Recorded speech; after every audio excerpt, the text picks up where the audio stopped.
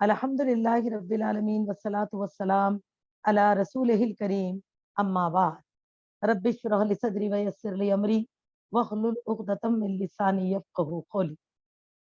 تو چلیے شروعات کرتے ہیں ہم پہلی حدیث سے، قرب قیامت پیش آنے والے حالات اور ابواب الفتن میں سے آج کی جو پہلی حدیث ہے وہ یہ ہے کہ قیامت کے قریب لوگ وعدے کی پرواہ نہیں کریں گے۔ تو یہ بھی ایک قیامت کے فتنوں میں سے ہوگا کہ لوگ وعدہ خلافی عام طرح سے کریں گے، جس سے تھوڑا بھی لحاظ نہیں رکھیں گے کہ ہم کس سے وعدہ کر رہے ہیں اور وعدے کی اہمیت کیا ہے اسلام میں۔ حالانکہ اللہ تعالیٰ نے کیا فرمایا، آپ صلی اللہ علیہ وسلم کے ذریعے سے فرمان مبارک پہنچایا گیا۔ قرآن میں بھی دیکھیے بار بار اللہ تعالیٰ تذکرہ فرماتے ہیں کہ اور وہ ہے جو اپنے وعدوں کو پورا کرتے ہیں، اپنے وعدوں کو پورا کرتے ہیں، اللہ سے کیے وعدے بھی، بندوں سے کیے وعدے۔ تو میری بہنوں، باوجود اس کے اللہ نے کیا فرمایا آپ صلی اللہ علیہ وسلم کے ذریعے سے کہ العدت دین، وعدہ خرچ کے برابر ہوتا ہے۔ تو وعدے کو ضرور ہے کہ ہم وعدے کو پورا کریں، لیکن قیامت کے قریب کیا ہوگا، لوگ وعدے کی پرواہ نہ کریں گے۔ جیسے کہ اس حدیث کے راوی عبداللہ بن عمرو رضی اللہ تعالیٰ عنہما ہیں، روایت کرتے ہیں کہ رسول اللہ صلی اللہ علیہ وسلم نے فرمایا، تمہارا کیا حال ہوگا جب ایسا وقت آئے گا کہ نیک لوگ برے لوگوں سے الگ کر دیے جائیں گے اور صرف برے لوگ ہی باقی رہ جائیں گے۔ اور آگے فرمایا وعدہ اور امانت خلط ملط ہو جائیں گے، یعنی کہ ایک دوسرے میں مل جائیں گے، یعنی ان کی پرواہ نہیں کی جائے گی، لوگ بالکل بگڑ جائیں گے، اچھے اور برے لوگ آپس میں یوں گھل مل جائیں گے۔ یہ کہتے ہوئے صحابی وقت نے فرمایا کہ آپ صلی اللہ علیہ وسلم نے اپنے ایک ہاتھ کی انگلیاں دوسرے ہاتھ کی انگلیوں میں ڈال کر دکھائی، سب کو دکھایا کہ دیکھو اس طرح جیسے تمہاری انگلیاں آپس میں مل جاتی ہیں، اور فرمایا جسے نیکی سمجھو اس پر عمل کرنا اور جسے برا سمجھو اسے چھوڑ دینا، اور اس وقت اپنے قابل اعتماد لوگوں کے پاس چلے آنا اور دوسروں کو ان کے حال پر چھوڑ دینا۔ اس حدیث کو ابن ماجہ نے روایت کیا ہے۔ تو اس حدیث سے ہمیں کیا پتہ چل رہا ہے کہ قرب قیامت وعدے کی پرواہ نہیں کی جائے گی، امانت کی پرواہ نہیں کی جائے گی، یہ تمام برائیاں لوگوں میں عام ہو جائیں گی، جو کہ حالانکہ ایک مومن کے لیے کبھی بھی وہ پہچان بن ہی نہیں سکتے، مومن کے لیے زیبائی نہیں ہے۔ اس لیے کل والی بیان میں بھی ہم نے سنا یہ منافق کی علامت ہے، اور ان میں سے وعدہ میری بہن جس کے لیے رسول اکرم صلی اللہ علیہ وسلم کا ارشاد مبارک ہے، جسے اپنے وعدے کا لحاظ نہیں اس کا دین نہیں۔ اس حدیث کو مسند احمد نے روایت کیا، پہلی والی حدیث کو ابن ماجہ نے روایت کیا، اس حدیث کو ابن مسند احمد نے۔ تو کیا پتا چلا کہ جو انسان اپنے وعدے کا لحاظ نہیں رکھتے اس کا کوئی دین نہیں ہوتا، یعنی کہ دین اسلام میں اس کا کوئی حصہ نہیں۔ اللہ اکبر۔ تو ایک مسلمان کے لیے وعدہ خلافی کرنا بالکل اس کی شایع نشان ہے ہی نہیں۔ مسلمان تو وہ ہے میری بہنوں جنہوں نے اپنے وعدوں کو اپنی جان دے کر نبھایا۔ ہم اس نبی محمد صلی اللہ علیہ وسلم کی امت ہے جنہوں نے اگر کسی بندے کو اپنی امت کے، اپنی امتی کو، اپنے ساتھی صحابی کو، ایک عام انسان کو اگر یہ وعدہ دیا کہ آپ جائیے اپنا کام کر کے آئیے، میں یہاں انتظار کروں گا، تو آپ 3 دن تک انتظار میں رکے رہے اور اس کا انتظار کرتے رہے، جبکہ وہ تو بھول چکا تھا۔ جب وہ لوٹ کر آتا ہے تو آپ کو پا کر بہت ہی شرمندہ ہوتا ہے اپنے عمل پر، لیکن اور آپ صلی اللہ علیہ وسلم کے اس اخلاق کا قائل ہو جاتا ہے۔ اسی لیے صحابہ بھی ان باتوں کو اپنی زندگی کا حصہ بناتے تھے۔ تو یہ بھی قیامت کے فتنوں میں سے ہے کہ لوگ اب جو ہے وعدے کا پاس و لحاظ نہ رکھیں گے۔ اب میری بہنوں آئیے اس کے ساتھ ساتھ اور دوسری حدیث سنیں گے آج کی، کہ ابواب قیامت کے فتنوں میں سے ایک یہ ہوگا کہ ہمسائے یعنی پڑوسی کے ساتھ برا سلوک کیا جائے گا۔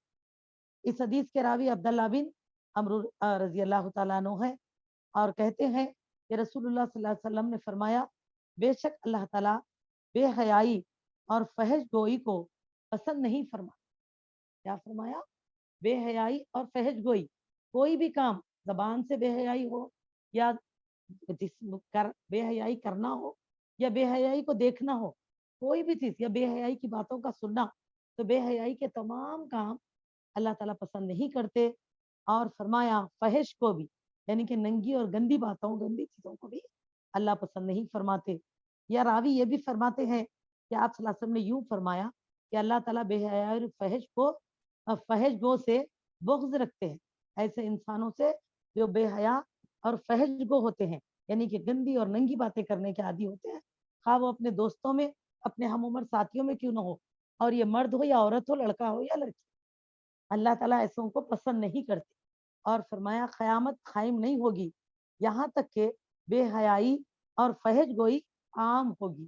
اللہ اکبر، یعنی کہ بے حیائی عام ہو جائے گی، جس میں آج ہم دیکھ رہے ہیں میری بہنوں، پردوں کا، کپڑے کا معاملہ اور بے پردگی کا معاملہ، اور اسی طرح سے آپ دیکھیے کہ فحش گوئی، یعنی کہ جیسے دیکھیے ایک ہی حال میں گھر کے پورے اہل خانہ بیٹھے ہیں، جس میں ضعیف بھی ہے، نوجوان بھی ہے، کم عمر بچے بھی ہے، پھر ایسے سیریل سے فلمز دیکھے جا رہے جس میں پورا ننگا پنا ظاہر کیا جا رہا، لیکن نہ بڑوں کو غیرت ہے، نہ نوجوانوں کو عزت کا خیال ہے، نہ چھوٹوں کو اس سے منع کیا جا رہا، تو کیا ہوا، یہ فحش کو قبول کر لینا ہو گیا، اللہ اکبر، تو لہٰذا یہ عام ہو جائیں گی اور خط رحمی کی جائے گی، جس کا خلاصہ ہم نے پچھلی حدیث میں سنا ہے کہ رحم کے رشتوں کو معمولی بات پر کاٹ دیا جائے گا، اور کہا جائے گا کہ ہم کو تو اس کی پرواہ نہیں۔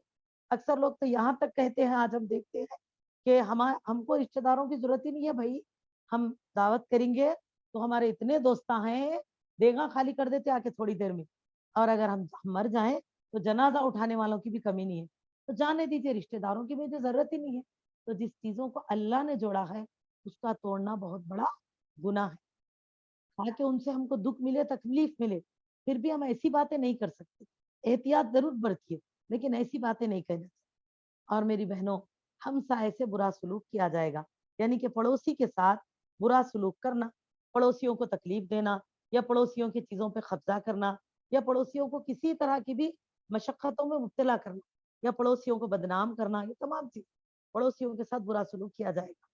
خائن کو امانت دار کہا جائے اور امانت دار کو خائن کہا جائے، اسے مسند احمد نے روایت کیا، یعنی کہ یہ حال ہو جائے گا کہ لوگ جو خیانت کرنے والے ہیں اس کو بولیں گے کہ ارے وہ بہت اچھے ہیں، لیکن جو امانت دار ہے اس کو شک کی نظروں سے دیکھیں گے۔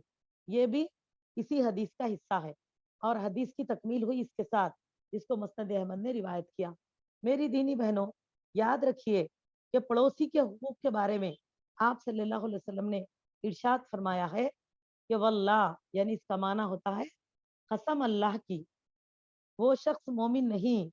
اللہ کے نبی صلی اللہ علیہ وسلم نے کیا فرمایا کہ لیس بمومن، یعنی کہ وہ شخص مومن نہیں ہے، کیا فرما رہے واللہ، یعنی کہ اللہ کی قسم وہ شخص مومن نہیں، ایسا 3 مرتبہ فرمایا آپ صلی اللہ علیہ وسلم نے۔ فرمانے کے بعد آپ نے آگے فرمایا جس کا ہمسایہ اس کی عزت سے محفوظ نہ ہو، اذیت بولے تو تکلیف، اذیت سے محفوظ نہ ہو، اسے بخاری نے روایت کیا۔ ایسا شخص مومن ہو ہی نہیں سکتا جو اپنے پڑوسی کو تکلیف دے، یہ اس حدیث میں ہمیں بتایا گیا، اور یہ بخاری کی حدیث ہے۔ اور ایک حدیث میری بہنوں جس میں بھی آپ صلی اللہ علیہ وسلم نے پڑوسی کے حقوق کی اہمیت کا ہمیں احساس دلایا کہ جبرائیل علیہ السلام پڑوسی کے بارے میں مجھے مسلسل وصیت کرتے رہے کہ پڑوسیوں کے ساتھ حسن سلوک کرنے کا، پڑوسیوں کے کو کھلانے پلانے کا، پڑوسیوں کی ہمدردی کا۔ اگر آپ دیکھیں گے تو جس طرح نماز کی تربیت آپ صلی اللہ علیہ وسلم ہم کو فرماتے میری بہنوں، اسی طرح پڑوسیوں کے حقوق کی بھی تربیت آپ صلی اللہ علیہ وسلم اپنے صحابہ کو فرمایا کرتے تھے۔ تو پورا ایک باب ملے گا آپ کو، تو ہم کو اس پر الحمدللہ اللہ ہم کو اسی لیے دین کو پوری طرح سمجھنے اور پڑھنے والے اور عمل کرنے والے بنائے، نہ کہ چنندہ عبادات کو چن لینے والے۔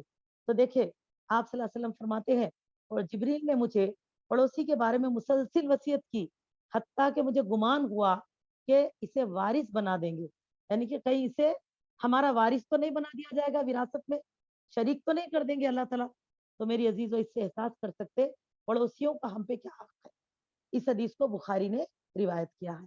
تو لہٰذا قرب قیامت لوگ پڑوسیوں کے حقوق کو یعنی کہ قدر نہیں کریں گے، الٹا پڑوسیوں کو تکلیف دیں گے۔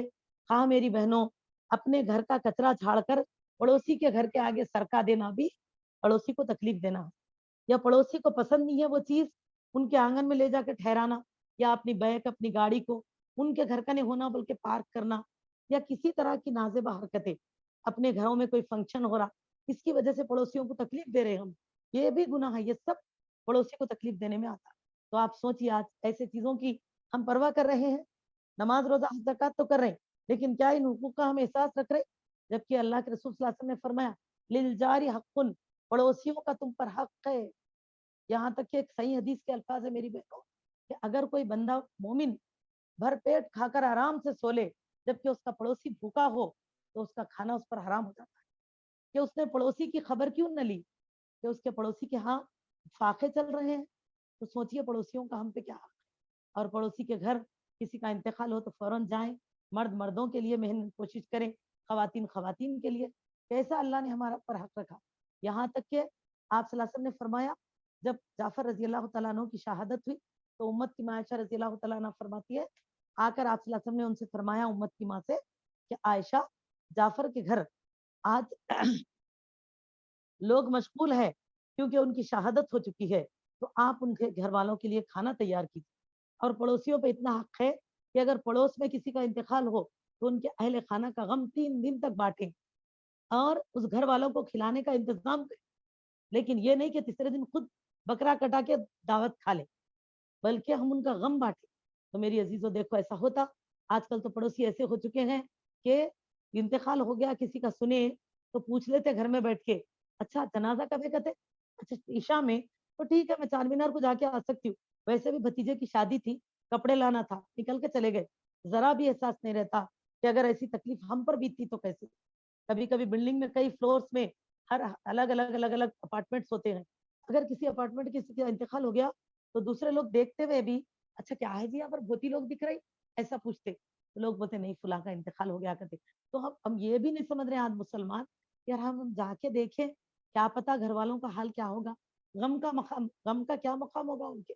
हम जाके उनके आंसू पोछे, उनको पानी पिलाएं और उनके खाने का इंतजाम करें। उनके रिश्तेदार तो दूर दूर होंगे ना आने तक, क्या ये हमारा हक नहीं मेरी बहनों? बताइए। लेकिन ऐसा होता, पड़ोसी आजकल सबसे लास्ट में जा रहे हैं, तो ये बिल्कुल सही नहीं। दावतों में तो शादी खाने में पहले, लेकिन जनाजों में पीछे। अगर वो बीमार पड़ गए तो पड़ोसी की अयादत नहीं करते, पड़ोसी की परेशानी में शरीक नहीं होते, पड़ोसियों की मुसीबतों को तवज्जो नहीं देते, तो ये बिल्कुल गलत है। मेरी अजीज दीनी बहनों, कैसे थे होंगे वो मुसलमान।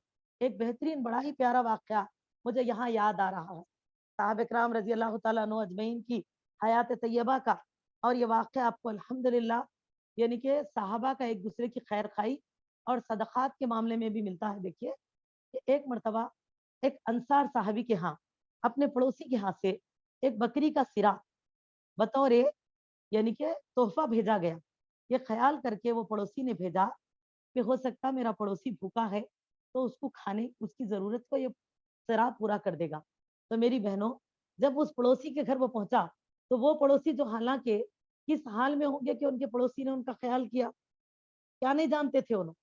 लेकिन जिस पड़ोसी के यहाँ जब ये सिरा पहुंचा तो उन्होंने सोचा कि हो सकता मेरे घर में इतना तो खाने को है, मेरा बाजू वाला पड़ोसी तो शायद उतने भी इस्तिताअत नहीं रखता है, बेचारे का हाल तो मेरे से भी बुरा होगा। हालांकि वो भी मुजाहिद है, वो भी बहुत कम कमाता है, हालांकि उसके भी बच्चे भूखे रहते हैं, तो फिर भी अल्लाह मुझे एक वक्त दो वक्त तो खिला रहे हैं। मेरा पड़ोसी तो बहुत ही बेहाल है, क्यों ना मैं ये खाना ये सिरा उसके यहाँ भेज दूं। इस तरह उन्होंने उनके यहाँ भेज दिया। 3 घर हो गए। वो तीसरे ने सोचा मेरे से ज्यादा जरूरतमंद मेरा पड़ोसी है, चौथे घर चला गया। चौथे ने पांचवे को, पांचवे ने छठे को, छठे ने सातवें को। और ये सातवां कौन हुआ? हदीस में आता है ये वही आदमी था जिसने पहले अपने पड़ोसी को सिरा भेजा, घूम कर वो उसी के घर आ गया। तो देखा ये पड़ोसियों की हमदर्दी, ये लोग ऐसे करते थे, एक मुसलमान के साथ। यहाँ तक कि एक जंग का भी वाक्य है, जबकि साहबा जंग में शदीद जख्मी थे और उस वक्त शिद्दत गर्मा, प्यास से तड़पते जिसम, रूह बदल से निकलने को बेचैन है। ऐसे में माउन माउन की आवाज आती है, पानी पानी कहकर। तो वो जो मिशकिज़े कंधे से लगाए वो जख्मियों को पानी पिलाते, इनके दरमियान में यानी कि घूम रहे थे वो शख्स, जिन्होंने देखा कि फुला तरफ से पानी की आवाज आ रही है, तो दौड़े दौड़े पानी का मिशकिजा जो कंधे से लगाए थे लेकर पहुंचे उस जख्मी साहबी के पास कि उनको पानी पिला दे। लेकिन ये अभी अपने मुश्क को नीचे झुकाकर उनको पानी पिलाने की कोशिश कर ही रहे थे कि दूसरे तरफ से आवाज आई कि पानी पानी। तो इन साहबी जो कि इतनी देर से पानी को तड़प रहे थे, फरमाया कि जाओ मेरे भाई को पानी पिला फिर मुझे पिलाना। ये वो मिशकिजा लेकर दौड़े वहां पर, تو میری بہنوں ابھی جھکے کہ ان کو پانی پلا دے دوسرے شخص کو، لیکن تیسری طرف سے آواز آئی تو ان دوسروں نے کہا کہ پہلے انہیں پلاؤ پھر مجھ کو پلانا۔ سوچو تو کیا تھے ہمارے اسلاف، اور آج ہماری زندگی کیا ہے، کتنی محدود ہو گئی ہماری اسلام کی سوچ۔ میری بہنوں یہ تیسرے کی طرف پہنچے، لیکن تیسرے کو جب پلانے کے لیے جھکے تو چوتھی طرف سے آواز آئی۔ جب وہ مشکیزہ لے کر چوتھے کی طرف دوڑے تو جانے جانے تک وہ چوتھے شخص پیاسے ہی شہید ہو گئے۔ تو انہوں نے سوچا، ایک تو یعنی کہ دکھ تو ان کو ہوا، لیکن ساتھ ہی انہوں نے سوچا کہ کم سے کم جو بچے ہیں ان کو تو پلا دوں، لہذا لوٹ کر وہ تیسرے شخص کی طرف آئے تو دیکھا کہ وہ بھی ایسے ہی شہید ہو چکے۔ تو دوڑے دوڑے دوسروں کے پاس پہنچے تو انہوں نے بھی جام شہادت پی لیا۔ پھر پہلے کے ہاں آئے تو وہ بھی کبھی کے جسم مبارک سے ان جسم سے ان کے روح جدا ہو چکی ہے، انہوں نے بھی جام شہادت پی لیا۔ تو انا للہ و انا الیہ راجعون، یہ تھے مسلمان جو ایک دوسرے کی خیر خواہی اور پڑوسی کے حقوق ادا کرتے۔ لیکن میری بہنوں آج کا مسلمان، آج آپ دیکھیے ان چیزوں سے کتنا دور ہے۔ تو یاد رکھیے یہ فتنہ قیامت ہے، اگر یہ چیزیں ہم میں آ رہی ہے تو ہمارے فتنوں میں مبتلا ہونے کی علامت ہے۔ اسی لیے ان چیزوں سے اپنے آپ کو بچائیے، ایک دوسرے کی خیر خواہی کیجیے، ایک دوسرے کی ہمدردی کیجیے، اور ایک دوسرے کے دکھ میں شرکت کی کوشش کیجیے۔ ہاں، غیر محرم مردوں سے پرہیز کیجیے، خواتین سے دکھ سکھ کو بانٹیے انشاءاللہ۔ چلیے اسی کے ساتھ آج کے اپنے عنوان کو ہم تکمیل کریں گے، وقت انتہا پہ پہنچ چکا ہے۔ وآخر دعوانا الحمدللہ رب العالمین۔ السلام علیکم ورحمۃ اللہ وبرکاتہ۔